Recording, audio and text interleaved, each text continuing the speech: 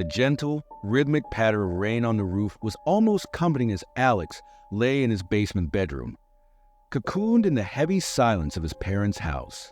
The storm outside raged in torrents, but nestled under his covers, Alex felt a rare sense of calm.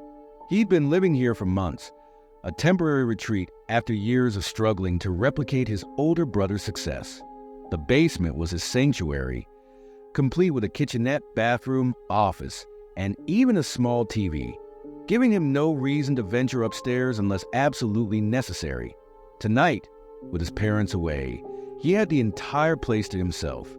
As he started to drift off, a crack of lightning illuminated the room, followed immediately by a deafening clap of thunder that made the house tremble. Then, everything went dark. The power outage didn't worry him at first. In fact, he was too tired to even think about checking the breaker. "I'll handle it in the morning," he muttered to himself, adjusting his blanket and sinking back into bed.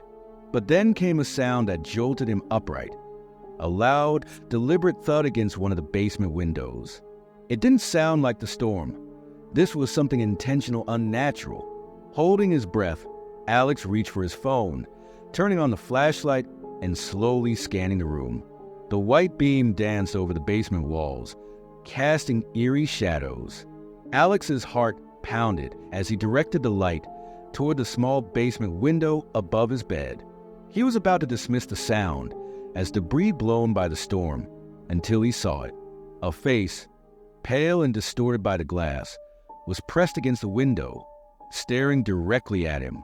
Alex's breath caught in his throat as his gaze locked with the intruder's.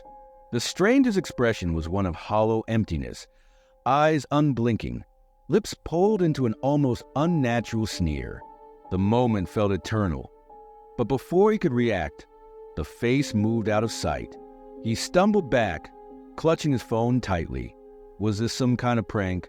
A thief? His parents had never mentioned any issues with break-ins, and he couldn't imagine who would target their quiet suburban neighborhood. Before he could gather his thoughts, he heard a second sound, footsteps, coming from above. There was no mistaking it now. He wasn't alone. His heartbeat thundered in his ears as he tried to reason through his options. With no cell service in the basement and the Wi-Fi down, calling for help was impossible. The only way out was to go upstairs. Silently, Alex tiptoed to the stairs, peering up to the doorway that connected the basement to the main floor. As he moved up a step, the creaking of the wood under his weight made his heart race even faster. He took a deep breath, leaning slightly to look around the corner.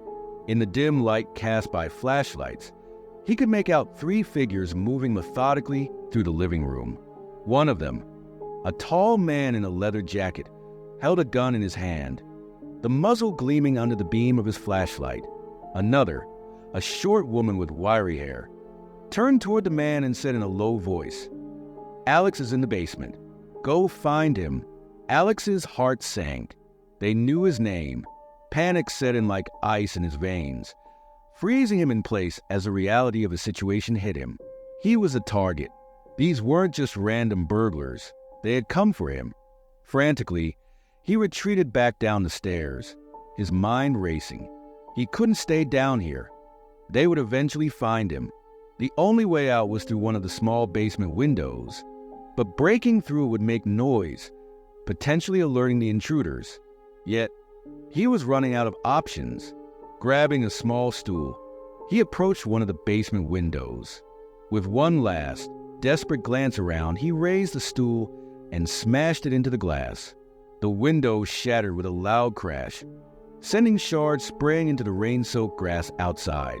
He hoisted himself up, scrambling through the jagged opening, feeling glass tear at his arms and legs as he fought to get out.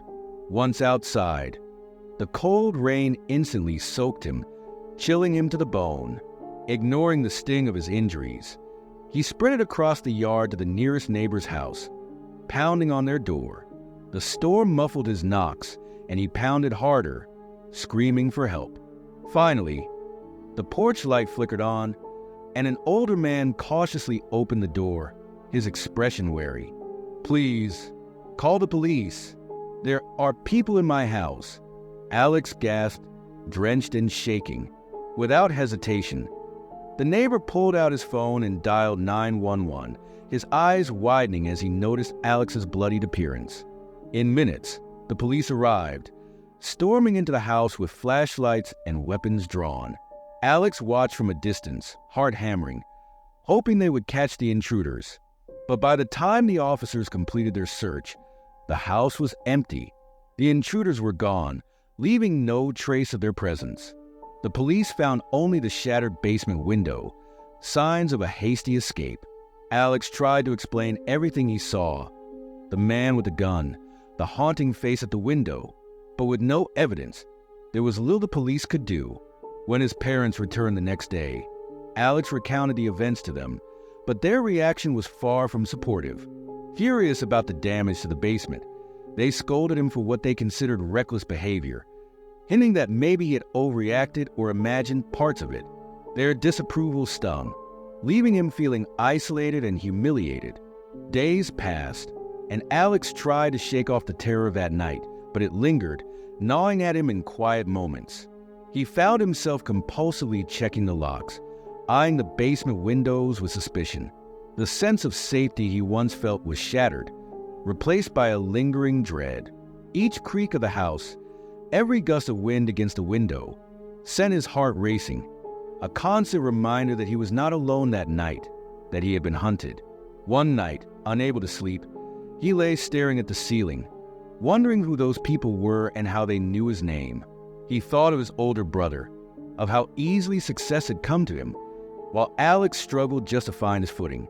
It didn't make sense why anyone would target him, but the experience had shaken him to his core. In the end, Alex moved out, finding a small apartment in the city where he hoped to start fresh, away from the shadows of his past.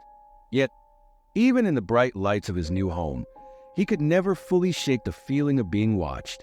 Every so often, in the quiet hours of the night, he'd find himself glancing toward the windows, half expecting to see that haunting face staring back at him.